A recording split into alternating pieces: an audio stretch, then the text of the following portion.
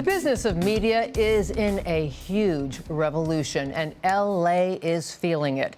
Lots of folks still are not back to work since the pandemic, and more jobs could be lost.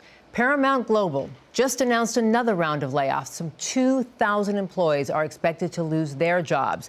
And then Disney's Bob Iger has long threatened to sell off its network stations because viewership is tanking. Everyone's going streaming. Here to discuss is, in our ongoing series, The Business of Hollywood, is Michael Schneider, TV editor at Variety. Michael, great to have you with us. Always good to see you, Giselle. Always, but it's a tough time for this town, Tinseltown. Give us a state of the state on the industry right now. Obviously, viewing habits are changing. Legacy media is losing its relevance. There's threats of AI. Put into context, especially how dire it is.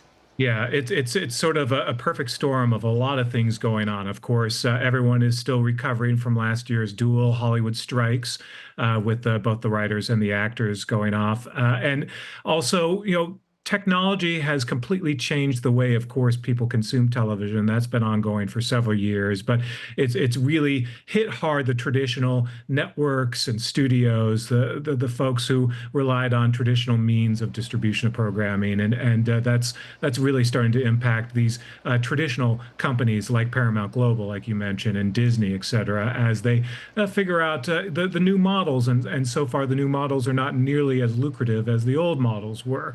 So you're seeing a lot of productions go overseas. You're seeing fewer productions now in general. The era of peak television is now over.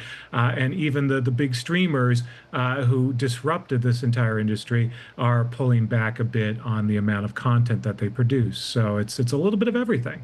Yeah, at first it was a gold rush, then all of a sudden, people put on the brakes. Let's talk about what's happening at Paramount Global and CBS and Bob Iger's threats to sell ABC channels.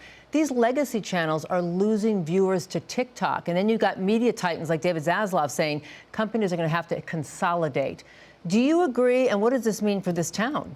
There are a couple of things going on. In some ways, broadcast is a little safer than cable. You're seeing a real erosion in cable TV and these cable networks as they pull back on investing in programming. At least local broadcast stations still have news. They still have sports. They still have a connection with the community. So I think broadcast will be around perhaps a little bit longer than some of your cable networks that a few years ago were dominating viewership with shows like The Walking Dead on AMC and networks like TNT and TBS. We're seeing a huge pullback in what those channels do as viewership moves to streaming. So that's a huge portion of the marketplace. These buyers, these companies that once upon a time were spending a lot of money on programming, now pulling back dramatically. And that's what you saw with the Paramount layoffs, a huge pullback in what once were mighty networks like MTV and Comedy Central, now shells of what they once were. Yeah, those days, the golden days, are over. The shift to AI is not only threatening to actors as well as content creators, but as you pointed out, news viewership also challenged right now. A lot of deepfakes, misinformation, extremism goes unregulated on social media, where a lot of people are now getting their news. And we're seeing the impact on our culture and on our politics. What alarms you most? I think all of the above. I think what alarms me most is what we don't know and the impact that some of these, it's still the very early days of deep fakes, and you can still sort of spot a deep fake, but it's getting harder. And for people who aren't necessarily in tune with media literacy, they really are already swayed by a lot of these fakes. And this is the worst that these fakes will ever be. The technology continues to improve. And, I'm really concerned about the point where it really is indistinguishable between real life and AI, and how that's going to impact our culture, how it's going to impact our democracy. It's already impacting it. Let me ask you about Murdoch. We're waiting on a verdict of who will control his Fox News empire in a real-life succession drama. If Murdoch and his son Lachlan lose control and the other children with more liberal leanings take hold the reins, how consequential could that be? What are you looking out for? Well, what's happening right now is, there's an irrevocable trust where, upon when Rupert Murdoch dies, the company is supposed to go equally into the hands of all of his children.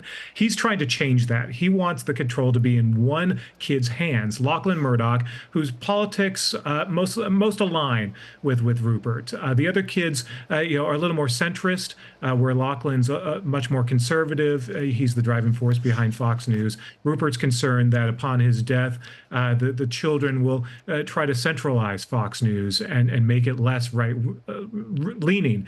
So this is the debate that's going on right now. He's trying to take control away from the other kids. The other kids, of course, are saying, no, this is irrevocable. This is a trust that should be shared equally among the family members. And this is the huge debate that's going on right now in court.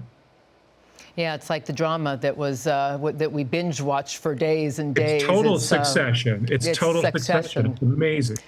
Well, Michael Schneider, I wish we had all day. There's so much to discuss in this industry town. We appreciate you coming on. TV editor for Variety, please come back. Absolutely.